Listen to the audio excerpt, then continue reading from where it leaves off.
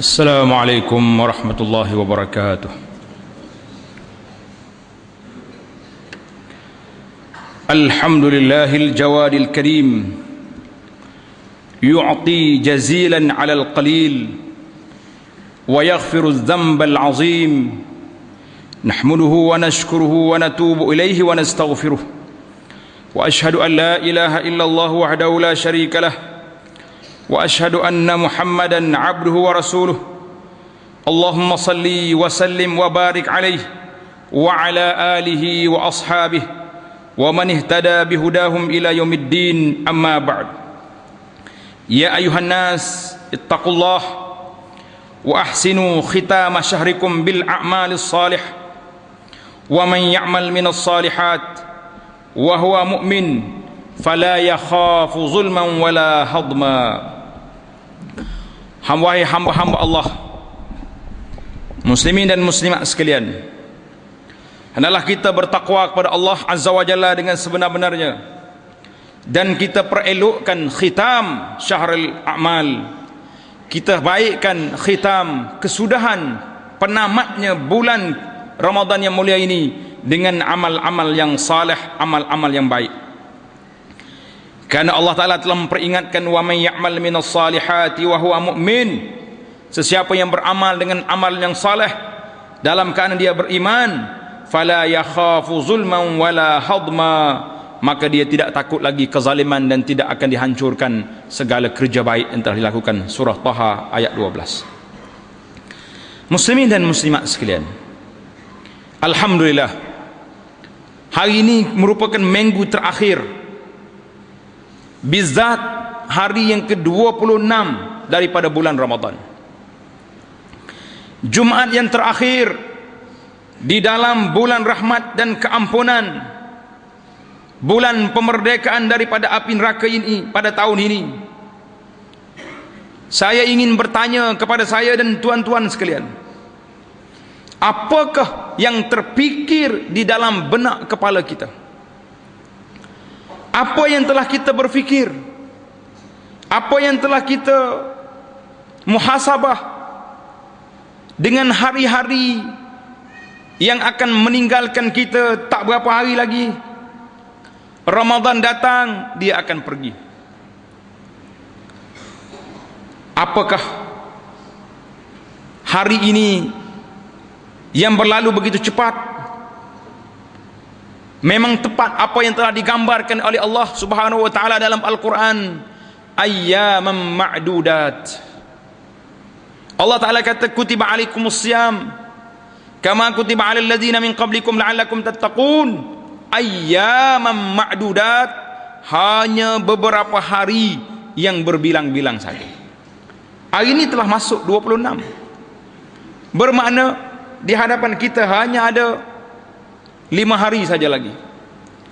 Cukup cepat berlaku, berlalu begitu cepat, seolah-olah kita baru minggu pertama masuk Ramadan dengan amalan yang kita lakukan ini. Maka kita memuji Allah, walillahil hamdu, segala pujian itu bagi Allah yang telah menyampaikan kita, memanjangkan umur kita sehingga kita masuk pada bulan Ramadan yang berkat yang mulia ini. Dan kita juga bersyukur kepada Allah Azza wa Jalla karena telah memberi taufik kepada kita untuk beramal dengan amal yang baik di bulan Ramadan ini. Dan kita terus berdoa kepada Allah Azza wa Jalla agar Allah Ta'ala terima semua amalan yang telah kita lakukan itu, yang telah berlaku.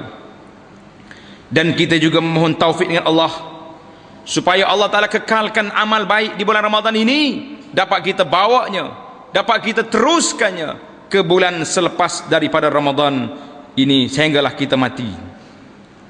Muslimin dan muslimat sekalian, dalam hadis Abu Hurairah yang telah kita baca di awal Ramadan dulu, Nabi sallallahu alaihi wasallam mengatakan, lillahi fihi lailatun khairun min alfi syahrin. Allah Subhanahu wa taala mempunyai malam, satu malam, lailah, suatu malam yang disembunyikan daripada kita, tetapi malam itu merupakan lebih baik daripada 1000 bulan, 83 tahun 3 bulan lebih. Tawaran istimewa. Masa tidak lama, sekejap.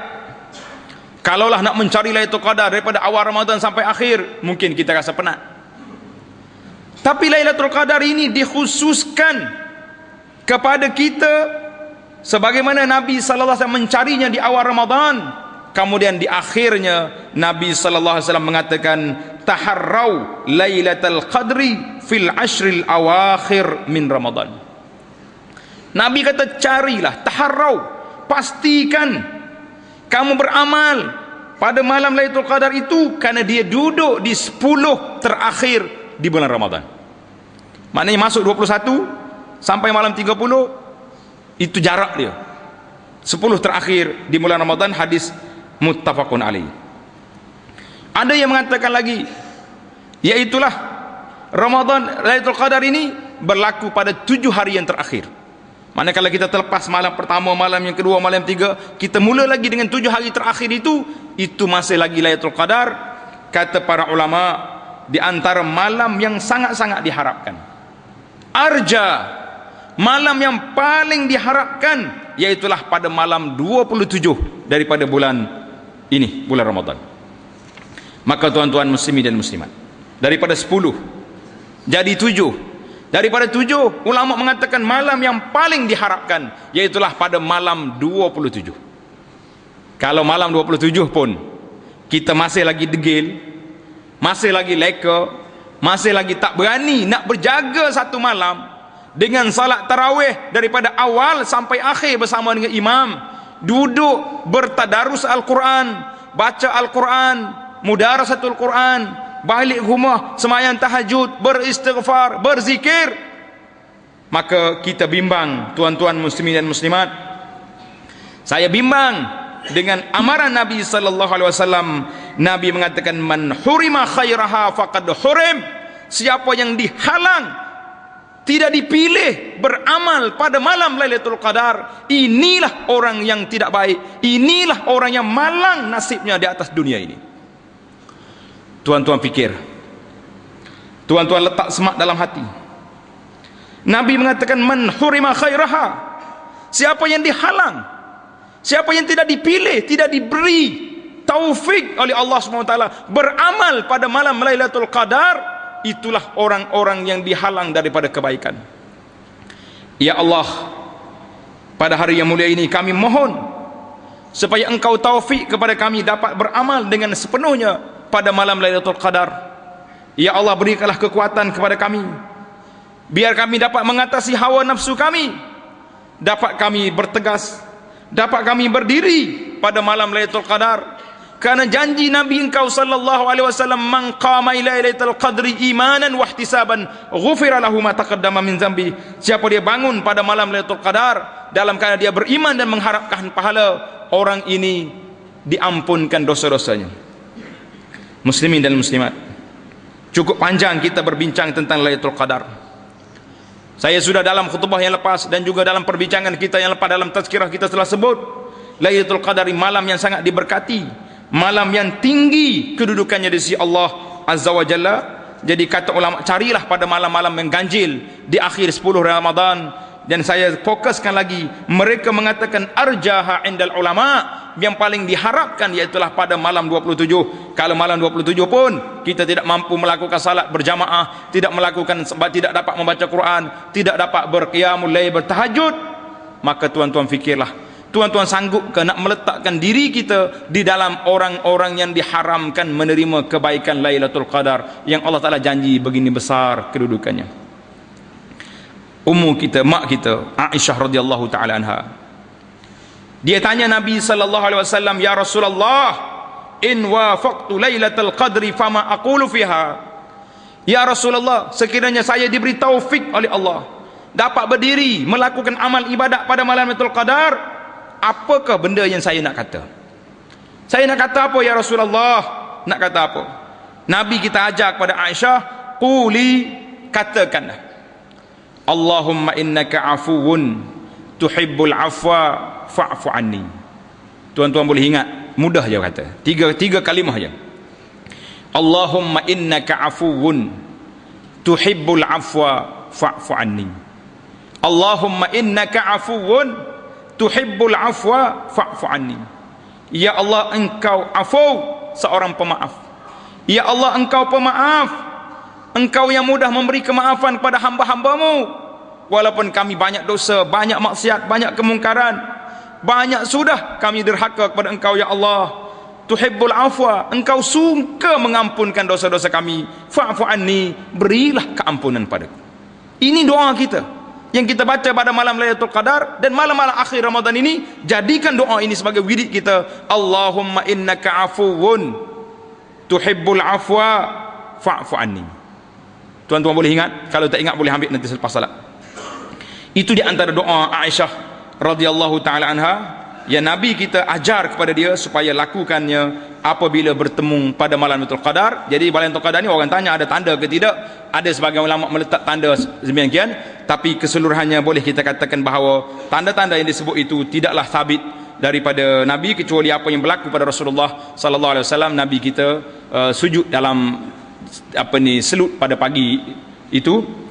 Yang penting bagi kita bukan mencari tanda. Yang penting bagi kita bagaimana kita nak melakukan amal ibadat yang besar pada malam yang ditawar dengan tawaran istimewa lebih daripada segala-galanya. Tawaran yang pertama yang telah kita terima, iaitulah puasa bulan Ramadan. Allah Ta'ala janji kepada kita dengan pahala yang begini besar, kemudian diberi lagi bonus yang besar pada akhir Ramadan dengan adanya malam Lailatul Qadar. Muslimin dan muslimat, janganlah lepas peluang yang besar ini. Siapa yang lepas peluang yang besar ini, itulah orang yang dimasuk di kalangan orang-orang yang hurima khairuha, orang yang telah dihalang daripada mendapat keampunan Allah, orang yang dihalang daripada mendapat rahmat Allah. Maka itulah manusia yang celaka, itulah manusia yang rugi pada hari yang mulia, pada malam yang sangat besar kedudukannya di sisi Allah Azza wa Jalla ini.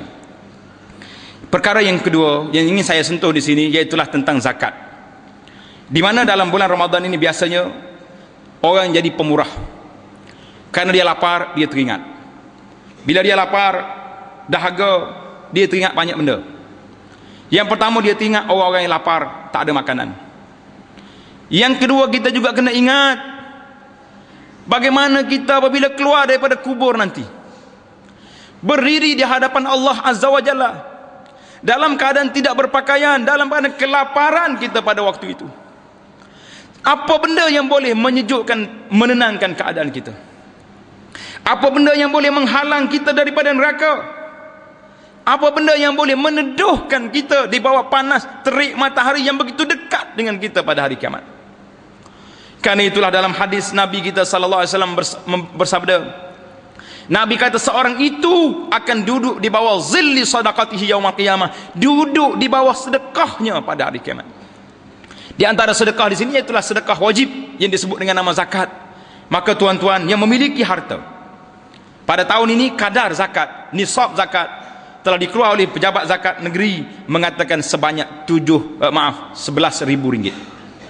Tahun lepas 10.200. Tahun ini sesiapa yang memiliki harta, sama ada dia simpan di rumah dia simpan dalam bank, dia letak di mana saja, sama ada dia beri hutang kepada orang yang orang itu akan bayar hutangnya, maka 11.000 bermula daripada Ramadan tahun lepas sampai tahun ni tak kurang daripada 11.000 ke atas, 11.000 ke 11 juta tak kira, maka wajib ke atasnya membayar zakat harta, membayar zakat simpanan, wajib kita kena bayar. Siapa tak bayar, maka hartanya nanti akan yauma yuqwa alaiha, pada hari yang mereka ini, harta ini akan dipanaskan, dikumpul menjadi setereka pada hari kiamat, akan digosok ke atas tuan yang tidak bayar zakat. Bukan banyak tuan-tuan zakat ini, 2.5%, 100 maaf 10 1/40. Maknanya kalau kita ada 40 ringgit baru kena RM1. Kalau 40.000 baru ada 1.000. Bukannya banyak. 2.5% maksudnya kalau 1.000 kita kena bayar RM25. 1.000. Maknanya kalau baru 11.000 baru berapa ratus baru kita kena bayar. Sedekah tuan-tuan di bulan Ramadan yang besar ini, beri. Sedekah ini dia sebut dengan nama sedekah wajib. Orang yang simpan duit banyak tadi, 11.000 dalam masa pusingan setahun, tak kurang daripada itu, maka wajib dia kena keluar zakat. Jangan duduk berfalsafah banyak. Setengah orang ni dia tanya, ustaz saya ni ada hutang. Kata betul lah ada hutang, tapi hutang itu bersegera sekarang ini ataupun bertangguh. Kalau hutang itu segera kena bayar, Bila mari musim zakat, dia falsafah, aku tak boleh bayar zakat sebab nak bayar hutang. Yang tak bayar tu buat apa? Duk simpan duit orang tu. Waktu nak zakat berfalsafah pula dia. Ini kerja-kerja syaitan masuk dalam kepala kita. Pergi bayar duit, bayar hutang orang. Kalau habis semua duit, tak ada zakat. Alhamdulillah, selesai zakat tahun tu. Baik. Kalau hutang bertangguh, macam tuan-tuan hari ni duduk dalam hutang. Naik kereta hutang, naik rumah hutang, apa semua hutang. Hutang kita bertangguh. Kita kena bayar mengikut bulan itu. 1 bulan 2,000, 1 bulan 3,000. Duit yang lebih daripada bulan itu, maka itu termasuk dalam kira-kira zakat. Maka wajib kita kena keluar zakat. Jangan duduk kira, salah dengar, salah maklumat kita ni bila orang kata, ada ustaz kata zakat ini tak kena kalau orang tu ada hutang. Hutang macam mana? Kalau hutang segera yang kena bayar sekarang, bayar hutang. Lebih lagi, zakat. Kalau tak lebih dah, tak apa. Itu. Bahkan kalau dia bayar hutang semua, dia jadi muflis pula. Kita pula kena beri zakat pada dia. Orang kaya jadi miskin sebab bayar hutang. Kita pakat kumpulkan zakat, beri dengan dia sebab dia dah jadi miskin pada waktu itu. Jadi kita kena ingat, ini di antara apabila sebut tentang zakat ini, tuan-tuan muslimin dan muslimat, saya teringat kepada apa yang berlaku kepada dalam satu peristiwa yang berlaku di negara kita ini, iaitulah tentang ada orang-orang Melayu yang pergi ke gereja. Mungkin tuan-tuan dengar berita heboh satu Malaysia yang menyebutkan tentang orang Melayu pergi ke gereja kerana nak meminta bantuan daripada mereka. Kita bukan nak soal tentang serbuan yang dibuat. Yang saya nak persoalkan di sini, di mana duduknya kedudukan duit-duit zakat yang dikumpulkan beratus juta satu-satu negeri, duit zakat. Bila orang miskin pergi nak minta zakat, bukannya senang nak dapat. Isi borang dulu, lepas isi borang entah bila diluluskan. Sedangkan dia lapar nak makan sekarang. Kita duduk tunggu. Saudara-saudara kita yang baru masuk Islam diberi surat untuk kutip derma, tidak diberi zakat dengan cara yang baik sehingga mereka selesai kedudukan mereka, ekonominya sudah pulih, beri mereka bekerja. Ini masalah. Kita pandai kutip zakat, tapi nak membahagi zakat agak ketat, agak sukar, macam-macam alasan yang diberi. Di antara yang saya terkilan, bila kita pergi ke pusat zakat, kita tengok budak-budak perempuan yang tak tutup aurat ni, yang tak reti pakai baju ni, saih ketat dengan seluarnya. Saya dah tengok dia duduk bagi, duduk pasing kain tudung dekat luar. Kata, "Mek ni nak gimana ni?" Dia kata nak pergi ambil zakat. Zakat apa? Zakat IPT. Mana dia boleh masuk universiti, dia boleh zakat 2,000 lebih ataupun 1,000 lebih zakat. Dengan pakaian macam ni, mau jadi penerima zakat. Allahu Akbar. Masuk dalam, terdetik dalam hati kita, kenapalah sahabat-sahabat kita, orang-orang yang bertanggungjawab di PPZ, Pusat Pungutan Zakat, Baitul Zakah, yang Masya Allah kita tengok zakat ni, iklan dia tepi jalan besar-besar. Sudahkah anda keluar zakat? Tanda tanya. Siapa yang tak keluar zakat, neraka tempatnya. Cantik. Iklan tu berapa ribu satu iklan. Kalau kita ambil, mungkin satu-satu iklan billboard yang dibesar tengah jalan tu, mungkin satu rumah kita boleh selesai. Rumah orang miskin yang tidak ada rumah, yang merempak duduk di bawah jambatan, duduk di tepi-tepi hutan. Ini permasalahan kita. Nak buat benda-benda kadang-kadang tak turun ke bawah. Yang patut orang menerima tak diterima. Orang yang tak diterima, diterima. Budak-budak ini, kita tidak mempertikaikan nak beri zakat kepada budak pelajar universiti. Kalau mereka layak, beri, tak ada masalah. So orang tanya lagi, ustaz, dia kata ada budak isi borang tak betul. Kata isi borang macam mana? Dia tipu. Tulis mak dia tak kerja, mak dia kerja, dia tak isi, tak hantar buat. Ini pun tipu. Maknanya kamu tak layak, kamu ambil duit orang miskin. Kena ingat tuan-tuan, zakat-zakat ni duit orang miskin, orang yang berhak. Jadi kita berfikir seorang, kalaulah budak-budak ni diberi zakat, tetapi dengan syarat, kamu boleh menerima zakat sebab masuk universiti, kamu kena duduk di pejabat agama di sini 1 hari 1 malam, 2 hari 1 malam contohnya. Bagi dia akidah, bagi dia akhlak, bagi dia salat, bagi kursus 2 hari 1 malam, biar dia belajar agama. Kemudian besok kalau mu lari, habis, Assalamualaikum. Kalau mu tunggu sampai habis, ambil duit zakat. Kan ada juga faedahnya. Ada juga duit zakat tu boleh dijadikan faedah, umpan nak didik anak-anak kita yang begini sifatnya. Jadi bila kita tengok dalam isu yang berlaku kepada orang-orang Melayu yang pergi ke gereja, setelah diteliti, beberapa orang pendakwah kita pergi siasat, pergi tanya khabar orang-orang ini, memang mereka terpinggir. Pergi minta duit dengan orang tu tak dapat, pergi minta dengan orang ni tak dapat, anaknya sakit, tak ada siapa nak bantu, tiba-tiba pihak gereja datang. Pihak gereja datang beri sumbangan segera. Beri mereka rumah. Bila dia kata, bila yang saya kadang-kadang terfikir kita tuan-tuan, terfikir apa yang berlaku. Bila dia kata anak dia sakit, dia telefon ke gereja. Tuan, anak saya sakit, kalau boleh hantar ke hospital. Tuan gereja ini, padri ini duduk di luar negeri, duduk di kawasan jauh. Oh, dia kata saya sekarang duduk di kawasan lain. Saya tak nak sebut cerita secara detail. Tapi tak apa, you tunggu sekejap. Dalam masa 10 atau 15 minit, kereta datang. Pegawai dia datang, ambil budak ni, bawa ke hospital, dibayar bil hospital, hantar balik ke rumah. Tuan-tuan bayangkan, kalau ini sikap dia, kalau begini sikap orang buat baik kepada kita, orang pergi tak pergi ke gereja? Orang akan pergi. Sebab kita orang Islam tidak ada charity, tidak ada bantuan sama-sama kita. Apa yang berlaku di kawasan kita, yang saya bila teringat benda ni, saya akan rasa nak menangis, mengelak air mata. Apabila berlakunya kebakaran, jiran-jiran sanggup ambil TV, radio, keluar dari rumah, kawan sebelah hangus mati, tak ada orang pergi buka pintu untuk dia keluar. Ini sikap. Maka bila kita lihat dalam perkara-perkara yang berlaku begini, bila orang pergi, orang Kristian, orang lain-lain bangsa beri bantuan kepada orang Islam, tentulah mereka jinak dengan orang itu. Jadi kita orang Islam tengok sama-sama kita, tengok di mana kedudukan mereka. Kalau mereka susah bantu di saat-saat begini, lebih-lebih lagi kita tengok di dalam kampung kita, berapa orang yang orang miskin, laporkan kepada pihak yang berkuasa, laporkan kepada penghulu, laporkan kepada wakil rakyat, laporkan kepada orang itu. Jangan tunggu hari pilihan raya baru nak cari rumah orang miskin. Kalau kita kata tak jumpa cari, tak munasabah lah. Jejak kasih dalam TV setiap minggu boleh jumpa orang miskin. Yang mu buat apa? Apa kerja kamu selain daripada meraung sana sini? Petugas-petugas dalam kampung, jiran tetangga, kenapa tidak maklumkan orang ini susah, duduk dalam kotak, duduk dalam rumah, dalam reban ayam, hari tengah hari hamba ayam keluar, dia duduk, malam ayam balik, dia duduk dekat lain. Ini cerita yang berlaku dalam masyarakat yang begini dahsyat tuan-tuan. Maka di saat bulan Ramadan ini, kita jadikan bulan yang mulia, bulan kita keluar zakat. Maka zakat ini satu keperluan kepada kita. Kita hendaklah pandai mengutik zakat, dan kita juga hendaklah pandai mengagihkan zakat. Barakallahu li wa lakum fil Qur'anil azim, wa nafa'ani wa iyyakum bima bil hayati wal zikril hakim. Aqulu ma tasma'un wa astaghfirullah li wa lakum wa li walidayya wa li walidikum fastaghfiruh innahu huwal ghafurur rahim. Alhamdulillah. Alhamdulillahilladzi hadana li hadza wa ma kunna linahtadiya laula an hadana Allah. Asyhadu an la ilaha illallah wahdahu la syarika lah.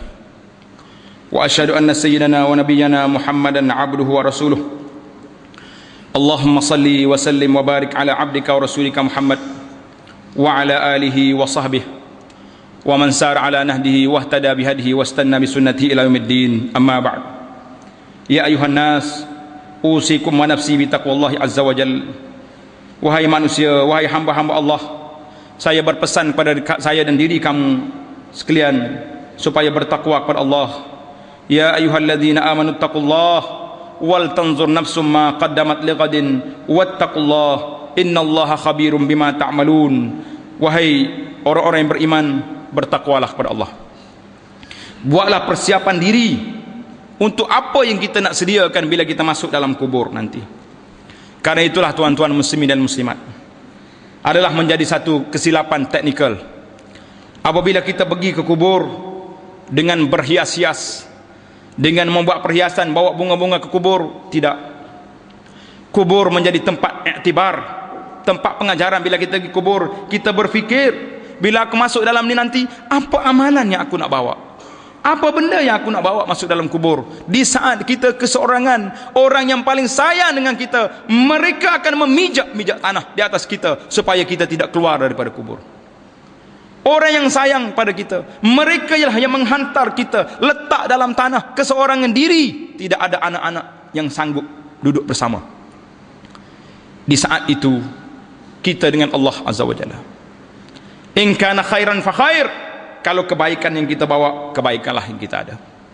Tetapi wal iyazubillah, kalau kita bawa maksiat, sembahyangnya tidak, puasa pun tidak, zakat harta berbelit-belit tak nak bayar, haji culas sampai hari ni tukar kereta 10 kali, banglo, rumah sewa 4-50 butir dah ada, tapi tak nak pergi haji lagi. mau nak jawab apa depan Tuhan bila mati nanti? Ini fardu, rukun Islam, tapi tidak terlaksana. Pergi ke kubur dengan berfikir, bukan pergi bawa bunga, jambangan bunga untuk ambil gambar masuk dalam Facebook di hari raya. Tidak. Karena itulah para ulama mengatakan di antara perkara yang tidak baik iaitulah kita mentaksiskan hari raya itu sebagai hari ziarah kubur. Bukan. Hari raya hari bergembira. Kita bergembira hari raya. Panggil anak beranak duduk berkumpul, bagi nasihat pada mereka, bertemu kawan-kawan yang lama. Jadi kalau nak pergi kubur tidak menjadi syarat hari raya. Hari lain boleh pergi, hari ini boleh pergi, petang boleh pergi, malam lagi baik kalau kita pergi ziarah kubur. Kerana lebih mengingatkan kita kepada mati. Itu di antara perkara yang disebut. Jadi yang terakhir, jadi dalam ayat ini, ma qaddamat li ghadin, apa yang kamu nak sediakan, apa yang kamu nak siapkan, persiapan kamu bila kamu bertemu dengan Allah. Wattaqullah innallaha khabirun bima ta'malun. Takutlah kamu kepada Allah. Allah Ta'ala maha mengetahui dengan apa yang kamu kerjakan. Kamu tak payah sembunyi, kamu tak payah kata itu kata ini. Ayuhan nas, muslimin dan muslimat sekalian, di akhir Ramadan kita diwajibkan mengeluarkan zakat fitrah. Zakat fitrah ini iaitulah zakat insurance body. Saya selalu ibarat perkataan ini, fitrah iaitulah insurance body. Maknanya kita kena bayar. Setiap orang yang hidup atas dunia ini, maknanya masuknya, terbenamnya matahari akhir Ramadan, dia hidup, maka wajib dia kena bayar fitrah. Tapi kalau 5 minit lagi nak azan maghrib, dia mati, tak payah bayar fitrah. Sama juga dengan orang yang bersalin, beranak, keluar anak, lagi 5 minit nak maghrib, maka wajib fitrah. Kalau lepas maghrib dia bersalin, tak kena fitrah lagi budak tu. Itu di antara cerita. Kata Nabi, kata di Ibnu Abbas radhiyallahu taala anhuma, farada Rasulullah sallallahu alaihi wasallam zakatal fitri tuhratan lis-shaim minal lagwi war rafath wa tu'matan lil masakin. Allah, Nabi kita fardukan zakat fitrah ini untuk membersihkan orang puasa daripada kelalaian, daripada kealpaan, wa tu'matan lil masakin, menjadi makanan kepada orang-orang miskin. Man addaha qabla salah fa hiya zakatun maqbulatun. Siapa yang menunaikan zakat ini sebelum salat hari raya, maka zakat ini diterima. Wa man addaha ba'da salah, siapa dia keluar selepas maya raya, maka dia jadi sedekah yang biasa saja dan dia berdosa, maka dia jadi lalai daripada keluar zakat. Zakat ini mestilah dikeluar oleh setiap orang. Nabi kita fardu zakat ini kepada semua orang. Farada Rasulullah sallallahu alaihi wasallam zakatul fitri sa'an min tamrin. Jadi Nabi kita ala kulli hurrin au abdin zakarin wa unsa minal muslimin. Semua orang merdeka, orang hamba, laki-laki, perempuan, kanak-kanak yang baru bersalin pun kena zakat kalau dia itu orang Islam. Maka zakat ini menjadi fardu dan dia membersihkan kesalahan kita. Maka adalah Ibnu Umar radhiyallahu taala anhuma, dia beri zakat daripada orang kecil, orang tua, wa kanu yu'tuna qabla al-fitri biyaum aw yaumaini. Jadi yang afdalnya zakat fitrah ini kita beri pada pagi raya. Lepas salat subuh hari raya nak keluar pergi raya tu, kita bawa zakat fitrah, bayar kat situ. Itu yang afdal. Kemudian malam itu, kalau tak juga pun yaumain aw yaumaini, sehari atau 2 hari sebelum hari raya kita keluar zakat. Cuma dalam kitab, dalam fiqh mazhab Syafi'i kata zakat tu boleh keluar daripada awal Ramadan lagi. Tapi yang afdalnya kita keluar sehari atau 2 hari sebelum hari raya, ataupun yang paling afdal kita keluar bila? Pada pagi hari raya. Sebab apa? Dan Nabi kita sallallahu alaihi wasallam keluar zakat fitrah ini iaitulah berdasarkan daripada makanan. Dia tak bagi duit. Jadi Nabi kata apa? Ughnuhum 'anit talab. Kayakan mereka daripada meminta-minta pada hari raya. Jadi kita beri makanan siap dia dah ada, dia tak payah minta orang miskin pada waktu itu. Tapi tidaklah menjadi masalah kerana pihak kerajaan telah memperjelaskan bahawa zakat fitrah dibayar dengan duit ini berdasarkan kepada kiraan mazhab Abu Hanifah dan lain-lain ulama yang lain yang kita boleh terima pakai dalam masalah ini. Cuma saya nak sebut di sini asalnya zakat fitrah itu dengan makanan. Jadi kalau tuan-tuan boleh beli beras sendiri, beri pada orang fakir miskin, itulah yang terbaiknya. Segantang seorang, segantang maknanya kita kena bagi 2.400 gram 2.400 gram untuk seorang. Jadi kalau kita beli 3.000 gram tu, mana 3 kilo tu dah lebih dah tu.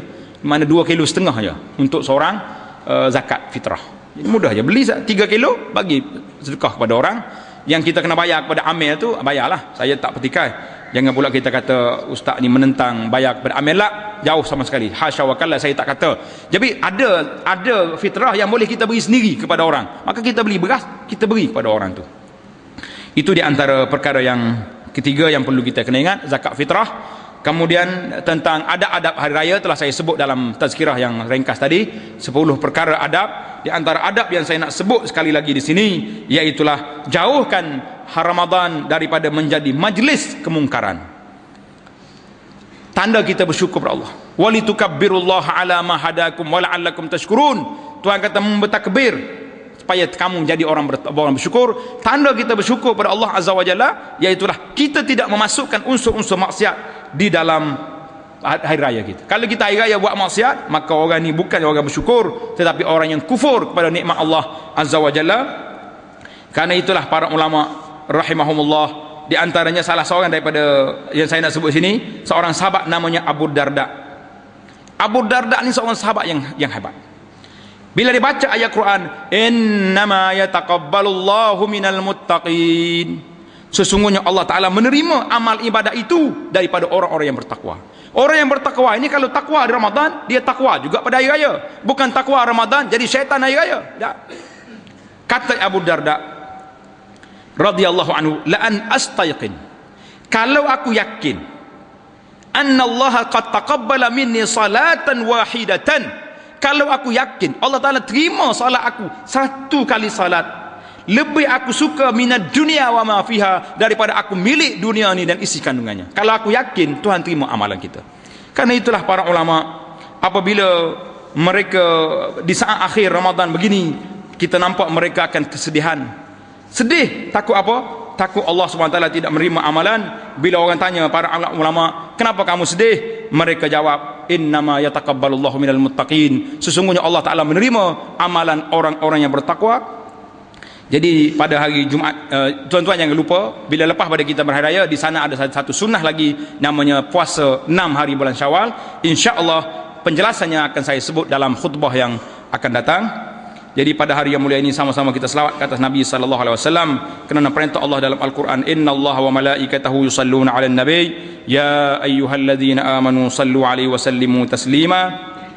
Allahumma salli ala Muhammad wa ala ali Muhammad kama sallaita ala Ibrahim wa ala ali Ibrahim, wa barik ala Muhammad wa ala ali Muhammad kama barakta ala Ibrahim wa ala ali Ibrahim fil alamin innaka Hamidum Majid. Allahumma ighfir lil mu'minina wal mu'minat wal muslimina wal muslimat al ahya'i minhum wal amwat innaka sami'un qaribun mujibud da'awat. Allahumma allif baina qulubina, Allahumma allif baina qulubil muslimin wa aslih zata bainihim wansurhum ala aduwwika wa aduwwihim.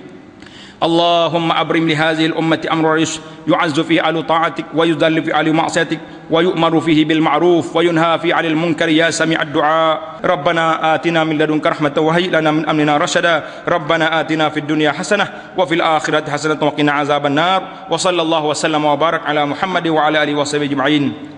سبحان ربك رب العزة عما يصفون وسلام على المرسلين والحمد لله رب العالمين.